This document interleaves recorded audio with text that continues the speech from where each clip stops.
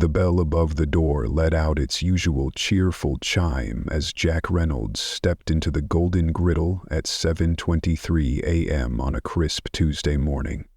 But for Jack, the sound didn't bring comfort or nostalgia. It carried a strange chill, a haunting echo of something that used to be his pride. This was his first visit in 15 years, and yet it felt like stepping into the unfamiliar. He adjusted the worn baseball hat pulled low over his brow, tugging at the faded flannel shirt that smelled faintly of someone else's cologne, his neighbor's, from whom he'd borrowed it. The disguise was complete. Gone was the image of Jack Reynolds, CEO in a $3,000 zero-cent custom-tailored suit and Italian leather shoes. Today he was Jake, just another middle-aged construction worker grabbing breakfast before a long shift. The irony stung.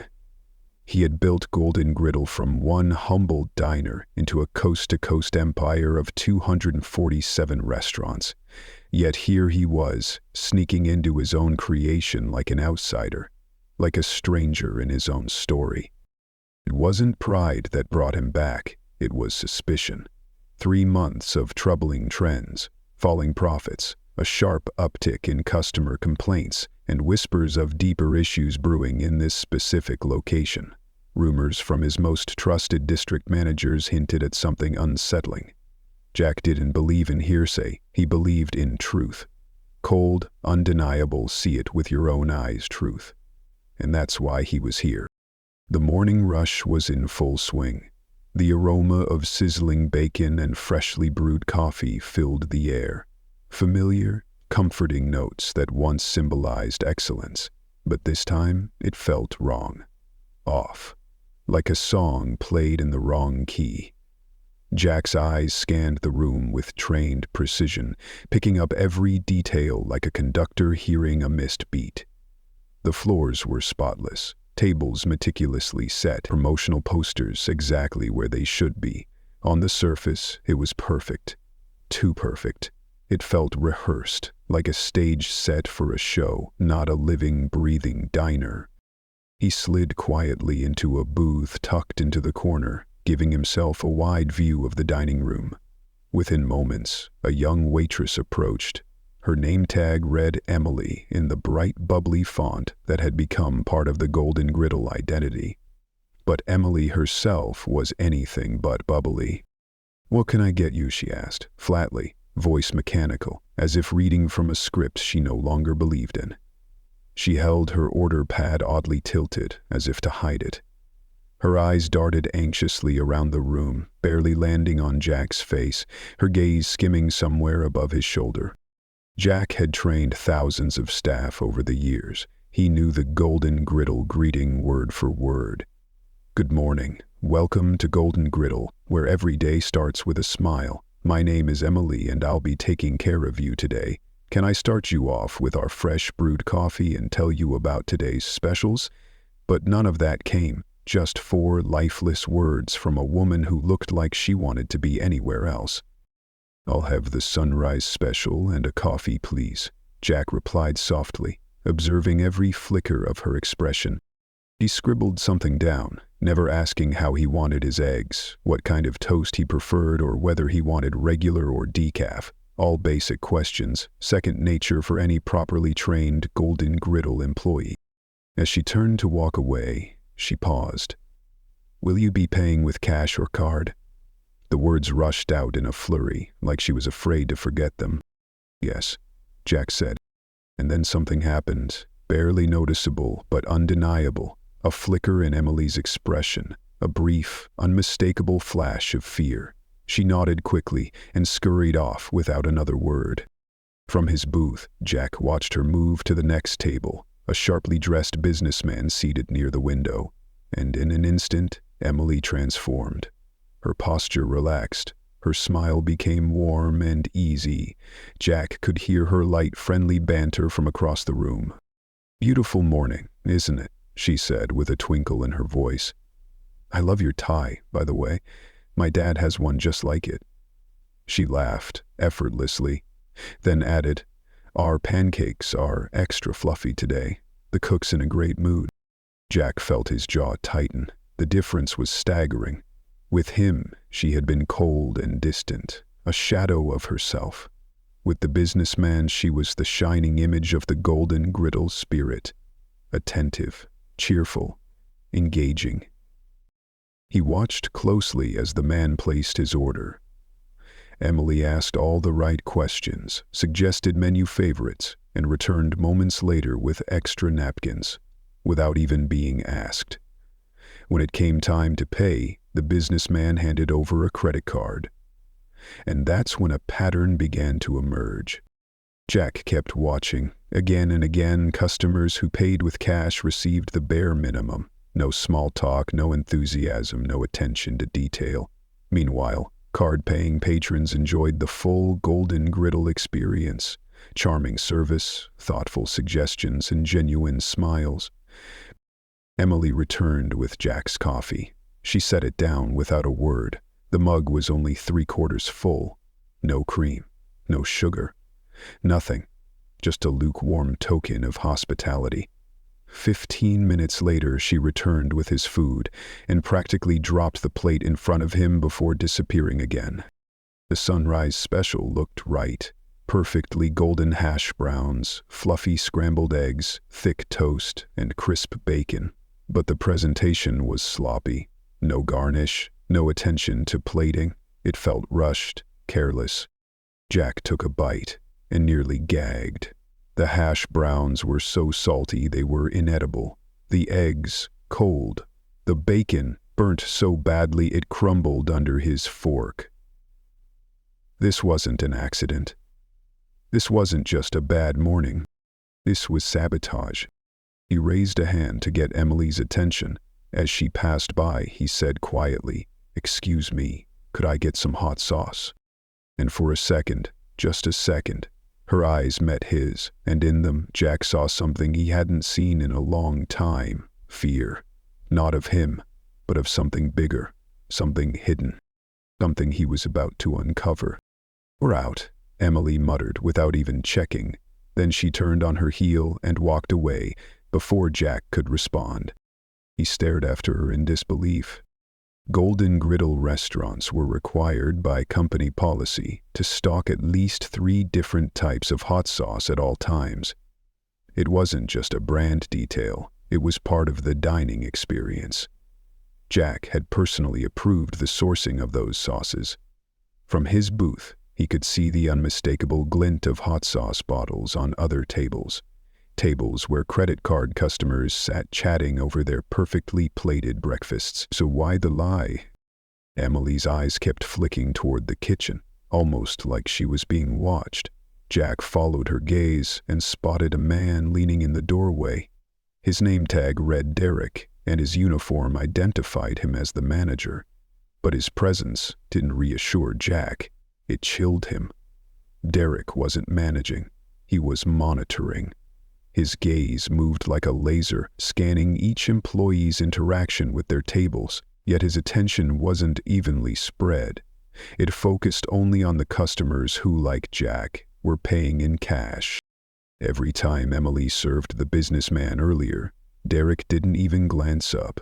But when she served Jack, Derek's eyes were locked on her like a hawk circling prey.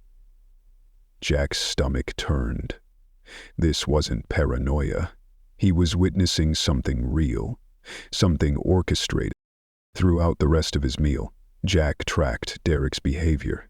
The manager would approach a server, whisper something low and sharp, and they would nod, glance toward a cash-paid table, and then proceed to act as if they'd just swallowed something bitter.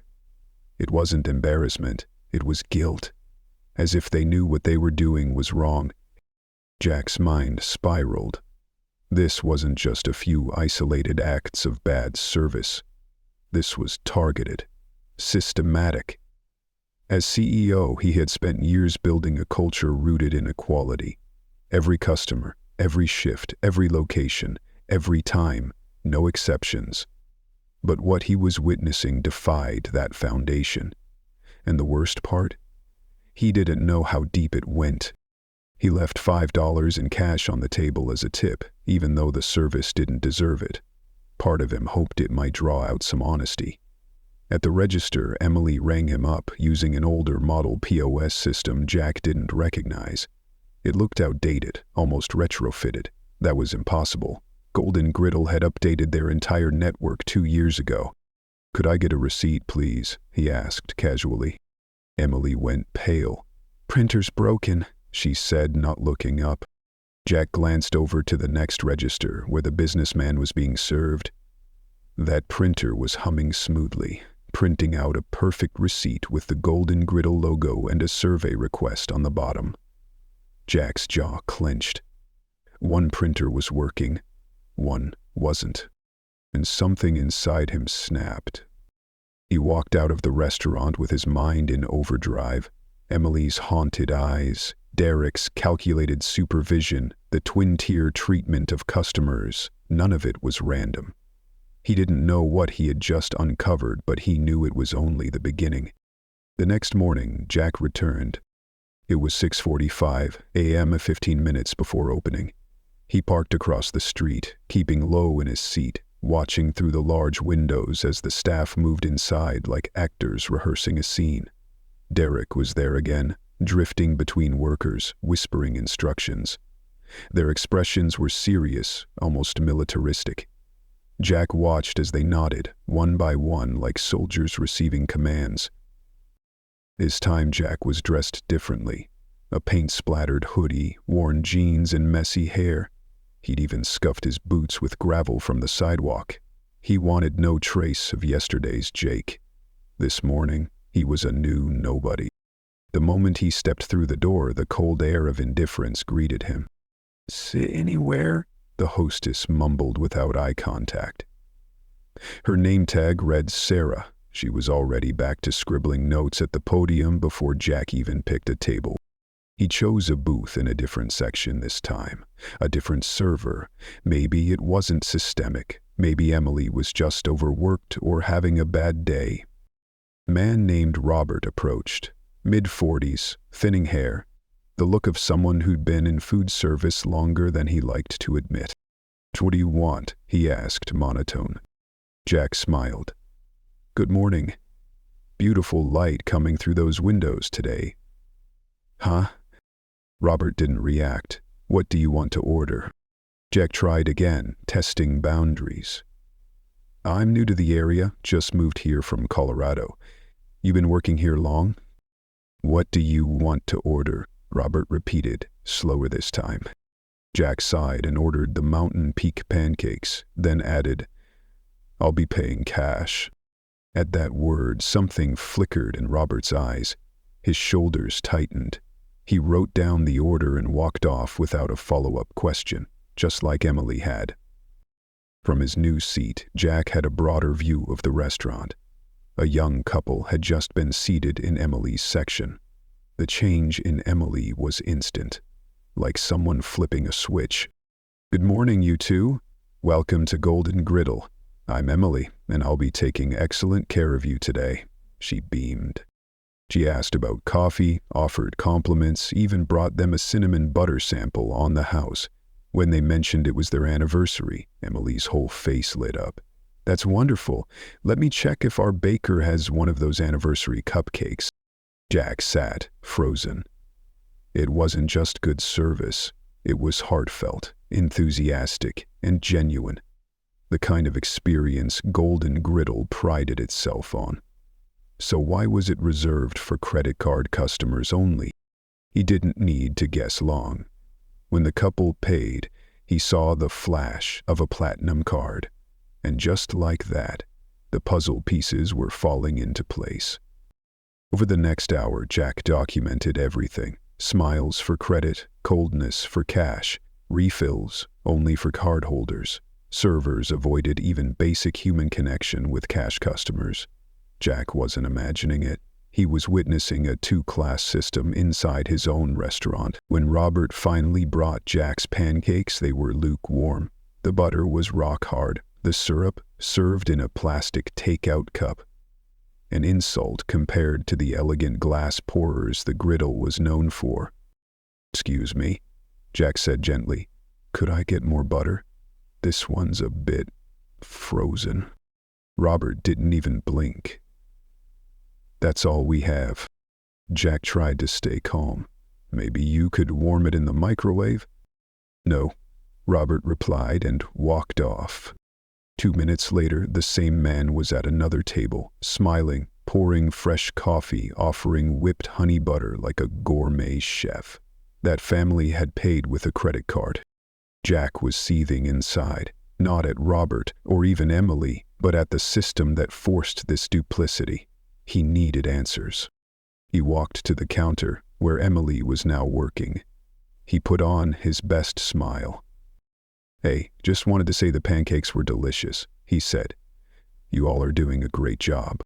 Emily flinched like she'd been touched by fire. Her eyes flicked toward the kitchen. Derek was there, arms crossed, watching them with predator stillness.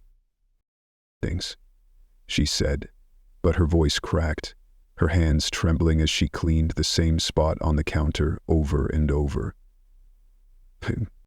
"I'm thinking of bringing my family here this weekend. You got any good recommendations?" "I don't know," she muttered. "You'd have to ask someone else." Jack paused. Her hands were shaking harder now. Derek had moved closer. He was now just inside the doorway, listening. "Is everything okay?" Jack asked softly. "You seem nervous." Without lifting her head, Emily whispered just loud enough for him to hear. "Please, just pay and leave."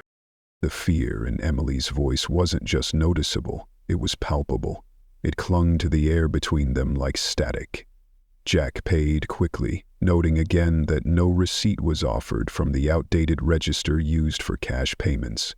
That wasn't a glitch, it was deliberate, and now it was undeniable. As he stepped out into the cool morning air, Jack's mind swirled with questions that refused to settle. This wasn't just a case of poor customer service. The staff weren't indifferent, they were afraid, controlled. And Derek's constant, calculating surveillance suggested something more insidious than simple employee misconduct.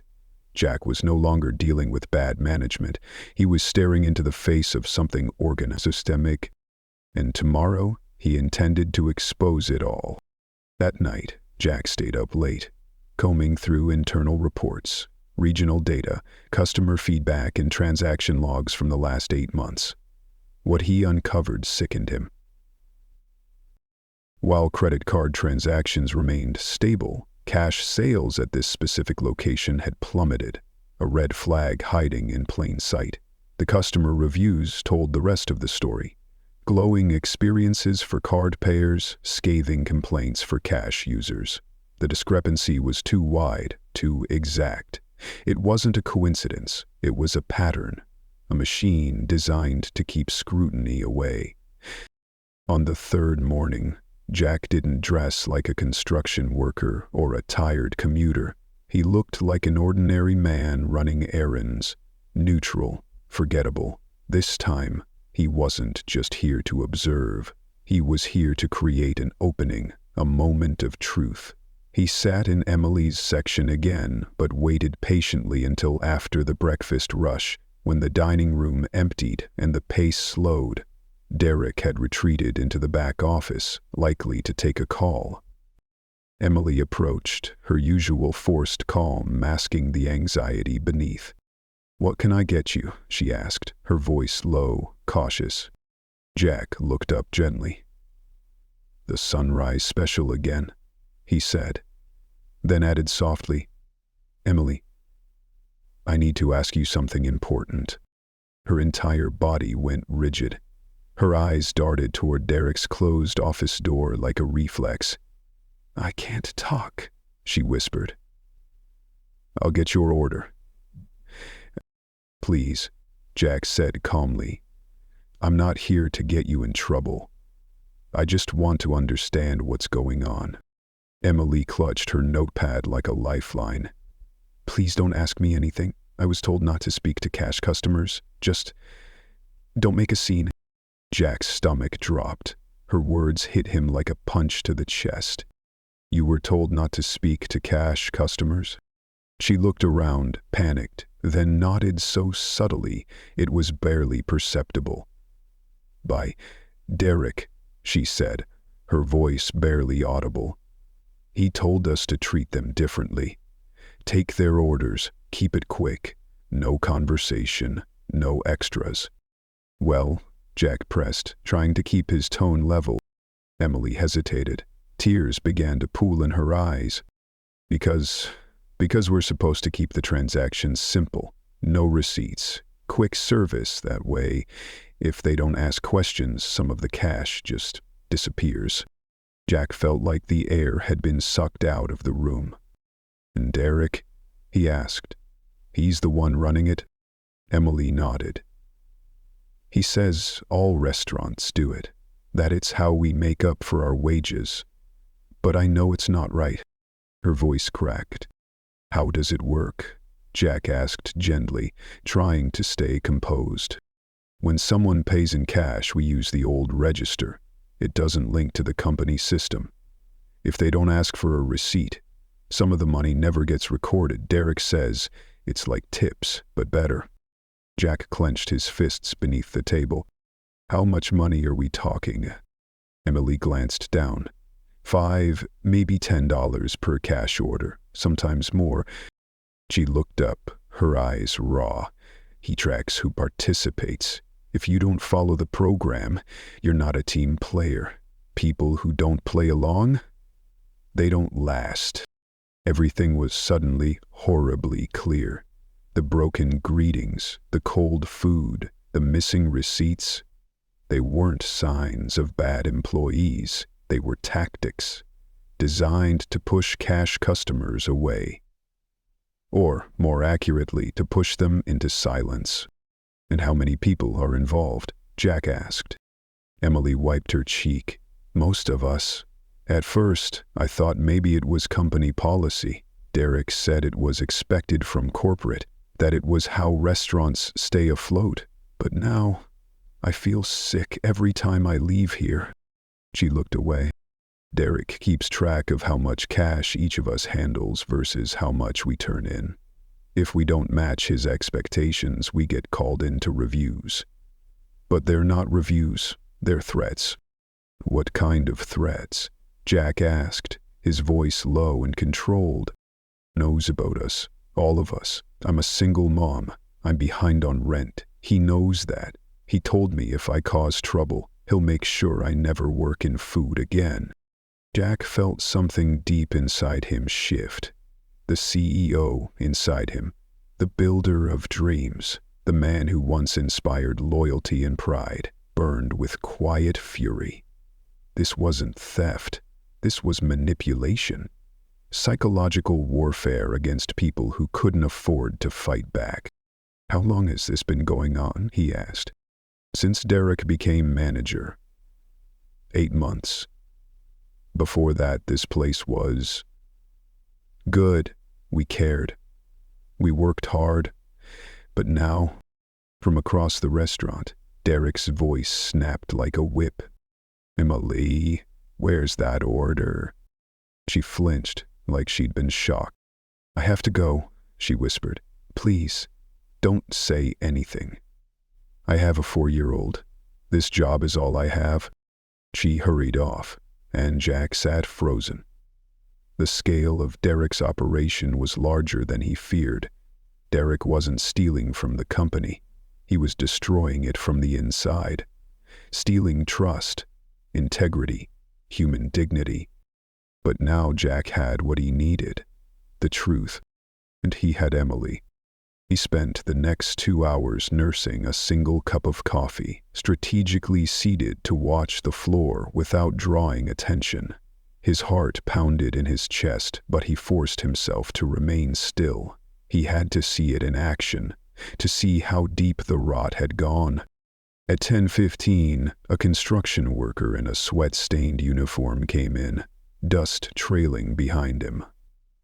Jack watched Derek appear almost immediately from the back, eyes scanning the man like a threat or an opportunity. When the man pulled a crumpled $20.00 from his pocket, Derek's face shifted. Something dark, almost pleased. Jack leaned forward as Derek approached Robert and whispered something. He caught only fragments. "Cash customer, keep it simple, you know the drill." Robert nodded without hesitation and headed toward the new guest. Jack didn't need to hear more. This wasn't a misunderstanding. This was a criminal enterprise. And now, Jack Reynolds was done watching. The moment Robert accepted the $20.00 from the construction worker and walked toward the outdated register, Jack's eyes sharpened. He leaned forward ever so slightly, narrowing his gaze on Robert's fingers. What happened next made his breath hitch. Instead of inputting the full cost, $12.95, Robert typed in $9.95. The screen flickered, a lie, bold and undeniable. Robert slid $3.00 into his pocket with the sleight-of-hand precision of someone who'd done it 100 times before, then gave the customer change as if nothing had happened. Jack sat motionless, a low burn rising in his chest. This wasn't just dishonesty, it was theft, calculated, shameless, and happening in the open. The customer never received a receipt. He left with a smile, oblivious to the fact that he had just been robbed under the polished sign of a restaurant that once prided itself on integrity. As Robert passed Derek on his way back to the floor, Derek gave a subtle nod, approval, encouragement. Jack's stomach churned. And then came the next layer of rot. At 10:45, a sharply dressed woman walked in, clearly on her way to work. She placed a takeout order totaling $23.40 and handed Sarah a $50.00 bill. Sarah, poised, professional, and betraying no emotion, entered the total correctly, but gave the woman change as though she'd spent $26.60. Another theft, clean, smooth, under 30 seconds. The woman, in a hurry, didn't count her change. She left, never knowing she'd been cheated. Jack saw the full blueprint now. This wasn't a single scheme. It was a latticework of methods. Undercharging registers, pocketing the difference, incorrect change, skipped receipts, unrecorded orders. A theft ring so well-oiled it ran like clockwork. And Derek? He was the metronome keeping time. Then Jack saw something that nearly broke him. Emily approached an elderly man, cheerful and warm in her tone, hiding the storm within. He paid $15.75 in cash. Emily entered the correct amount, but then, after glancing toward Derek's office, reached into her own pocket and slipped $5.00 into the register. She was using her own money to balance the books, covering the theft quota herself. Jack's heart clenched. This wasn't just theft. It was coercion, psychological torment, a workplace twisted into a stage where dignity was stripped, and survival demanded complicity. Derek moved like a puppeteer, whispering to each staff member. He directed theft as a conductor might guide a symphony, assigning targets based on vulnerability. A single mother with a large order, teenagers pooling crumpled bills. Each situation had a matching scheme. The reward system was equally vile. Successful thefts meant better tables, better shifts. Hesitance earned punishment. Cleaning duties, broken machines, the worst sections. Jack watched Sarah get scolded for pausing too long at a cash register. Emily received a death glare after not meeting her quota on a slow order. The power Derek wielded wasn't just professional. It was psychological warfare. By 11:30, Derek gathered the staff in the kitchen. Jack couldn't hear it all, but he heard enough. Cash quota, performance, efficiency. When they emerged, Emily's eyes glistened with tears. Robert looked pale. Sarah stared blankly at the floor, numb. They weren't criminals. They were victims. The final twist of the knife came when Jack watched Derek himself execute a theft. A businessman ordered a meal for $18.50 and handed Derek a $20.00. Derek smiled with polished charm, promised to handle it personally, then disappeared into his office. Moments later, he returned with change for $16.50. $2 pocketed in plain view. The businessman didn't even flinch. He was on a phone call. It was too easy. And Derek wasn't just modeling behavior. He was institutionalizing it. By noon, Jack had witnessed more than 15 thefts totaling over $40.00. If this was the morning traffic, the losses during lunch and dinner could be astronomical. But more than money, what Jack saw was the erosion of something sacred. His company, his people, his principles. He'd spent decades building Golden Griddle into a place of warmth and trust, where service meant something, and every guest, regardless of background, was valued. Derek had taken that legacy and buried it beneath lies. As Jack stood to leave, he looked across the restaurant and caught Emily's gaze. Shame, helplessness, fear, all written across her face like a confession she never wanted to make. Jack nodded once. Tomorrow, it would end. The lunch rush faded. Staff disappeared for their breaks, leaving only Derek in his office, counting money. The doors sat ajar, the sound of bills slapping against the desk rhythmic, almost arrogant. Jack walked slowly toward the office. His heartbeat thundered in his ears, but his steps were steady. He knocked once, sharp and firm. "What do you want?" Derek barked without looking up. "I need to speak with you," Jack said, stepping inside and shutting the door softly behind him. Privately. Derek finally looked up, his face folding into confusion. "You? You're that cashed guy who keeps showing up. What are you doing back here?" Jack reached into his wallet and removed a pristine business card. He placed it on the desk with deliberate care. Jack Reynolds, Chief Executive Officer, Golden Griddle Restaurants. Silence fell like a hammer. Derek's face drained of color. His lips parted, his breath hitched. That's not real," he stammered. "You're just some construction guy. I've seen you." "Yes," Jack said quietly. "You've been watching me, the same way you watch every cash-paying customer who walks in here." Jack leaned in slightly. "And I've been watching you steal from them." Derek's hands trembled. I don't know what you're talking about. This is a mistake." "The mistake," Jack said, his voice a low growl, "was thinking you could turn my restaurant into a criminal enterprise and I wouldn't notice." He stepped closer. "Having the register switches, the false change, the missing receipts, the way you manipulate my staff, I've seen it all." Derek stood suddenly, his chair crashing into the wall. "You don't understand. It's not my fault. The staff, they started it. Emily begged me to let her take a few bucks. Robert followed her. Sarah too. They cornered me. I tried to stop it." Jack's expression hardened. "Don't you dare." His voice was steel. "Don't you dare blame them. I watched you coach them, threaten them, reward them when they complied. I watched you run this entire operation like a mob boss with quotas." Derek's desperation spiked. They were going to report me for things I never did. I had no choice." "You made every choice, Derek," Jack said. "And now, I'm making one." Derek began pacing like a panicked animal trapped in a cage. His breath quickened, his movements twitchy. "Okay, maybe I participated," he snapped. "But I didn't have a choice. These employees, Jack, they're desperate. They came to me begging for ways to make more money. What was I supposed to do? Let them starve?" Jack's eyes narrowed, his voice like the edge of a blade.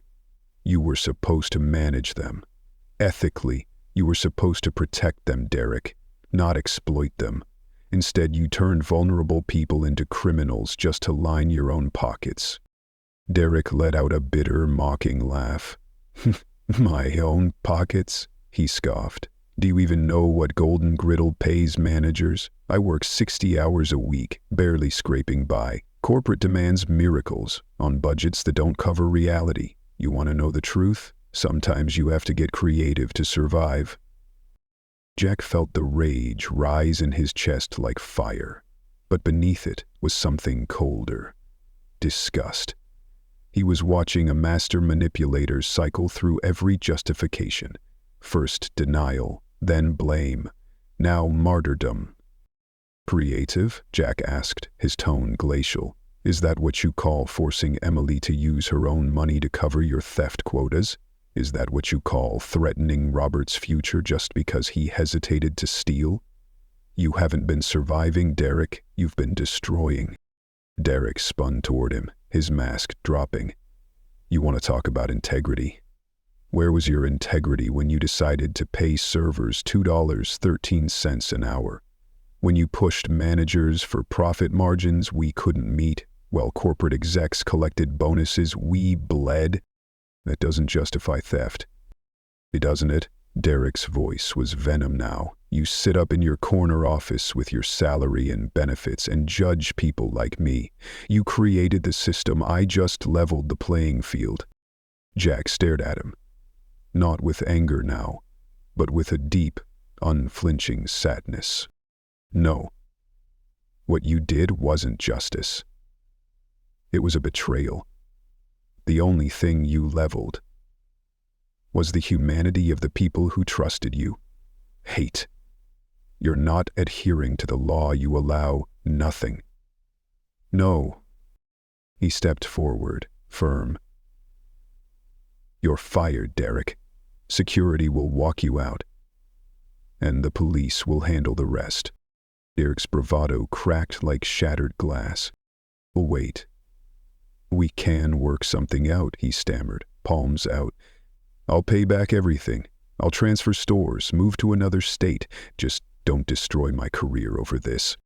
Jack's voice dropped to a cold, unflinching stillness.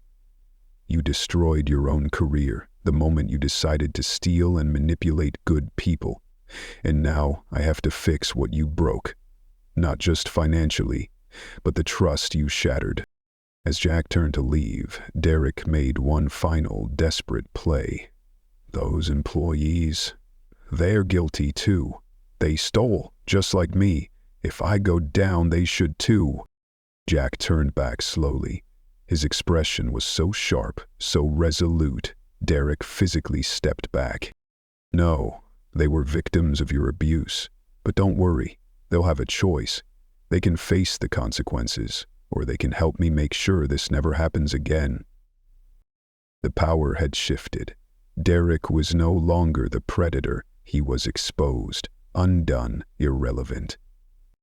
And Jack was ready to rebuild. Within 2 hours, Jack called an emergency staff meeting. Word had spread like wildfire. Derek was gone, and the quiet, unassuming customer was actually the man behind the entire company. The staff filled the dining room, expressions etched with anxiety, shame, hope. Some cried, others sat frozen, bracing for punishment. Jack stood before them, still in his construction disguise, but now radiating undeniable authority. I know you're scared, he began, his voice calm, steady, deeply human. And you should be. What's happened here isn't just wrong, it's theft. But I also know, many of you didn't choose this. You were manipulated into it. A silence followed like a held breath. Then Robert raised his hand. Are we all going to jail? Jack nodded slowly. That depends. I need to understand exactly what happened. Derek will face criminal charges. That's already in motion. But the rest of you? You have a choice. He stepped closer, looking each person in the eye. You can come forward. Tell me everything. Help me rebuild this place. And in return, I'll help you rebuild your careers. Sarah's voice cracked from the back. And if we don't, then you'll be terminated and included in the investigation. He let that land before softening his tone. But I don't want that. I've seen what Derek did to you. how he used your fears, your families, your vulnerabilities against you. I know the difference between criminals and victims. One by one they came forward. For 3 hours Jack listened, and what he heard was gut-wrenching. Emily, who Derek threatened with CPS when she tried to stop Robert, who had been blackmailed with his immigration status. Sarah, who stayed silent out of fear of losing the income that supported her disabled mother. Derek hadn't just run a theft ring. He had crafted a web of control using their deepest fears. After hearing every story, Jack made his decision. 3 employees who had helped Derek recruit others and showed no remorse were terminated and reported. But the rest, Emily, Robert, Sarah, and 4 others were given a second chance. Under strict conditions, retraining, ethical counseling, performance monitoring, but also something deeper. A chance to recover their dignity. Then came the moment Jack hadn't anticipated. "Emily," he said as she returned for a follow-up meeting, "I want to offer you something." She looked stunned. "You want to promote me?" Jack smiled. "You tried to warn me. You had every reason to stay silent, but you didn't. That tells me you have integrity. I want you to consider becoming the new assistant manager." Tears spilled down Emily's cheeks.